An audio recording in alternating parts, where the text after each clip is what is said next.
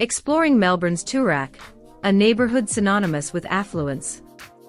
Just a stone's throw away from one of the busiest parts of Melbourne, Australia, lies a quiet little suburb that, by virtue of its positioning and history, is largely inaccessible to even the most moneyed individuals.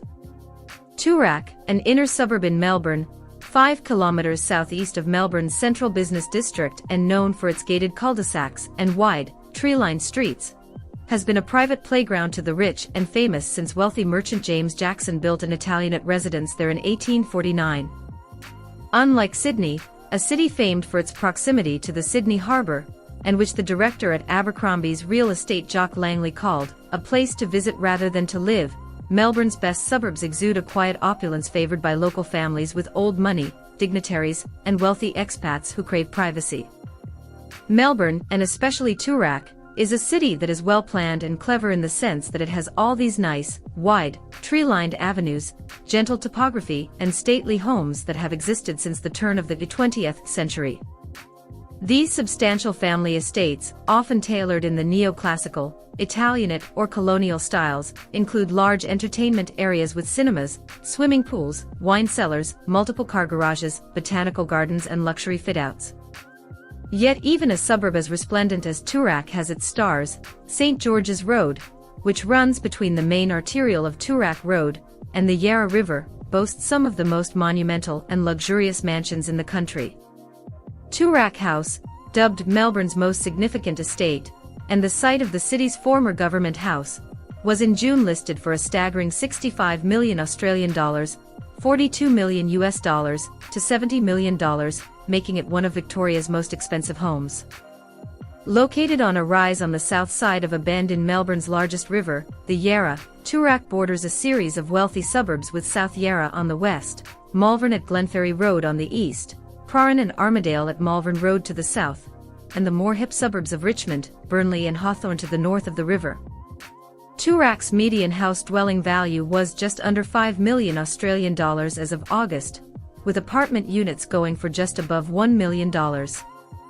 Premium street locations, walled, northern-backed gardens and close proximity to luxury boutiques, restaurants, and public transport are just some unique features that characterize Toorak and its exclusive streets.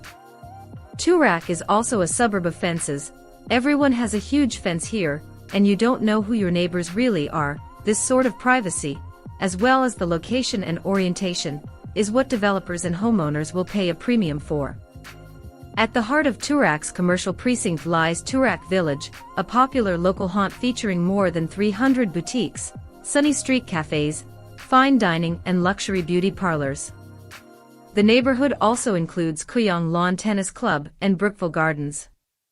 Geelong Grammar, one of Australia's most prestigious schools attended by King Charles III for 2 terms in 1996, also has its primary school campus in Toorak, as does boys' private school St. Kevin's College and girls' school Loreto Mandeville Hall Toorak.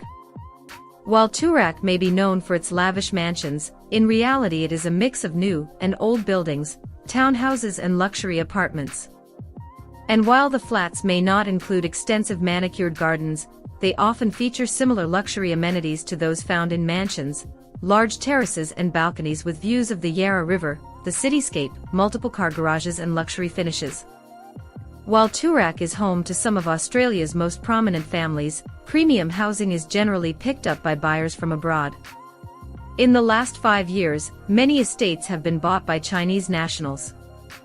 Other than wealthy expats, streets such as St. George's Road and Albany Road are targeted by members of well-known families who have been living in Toorak for generations. These are generational homes which will never be available for sale to the public. There is always someone from one of these families looking for a property at any one time.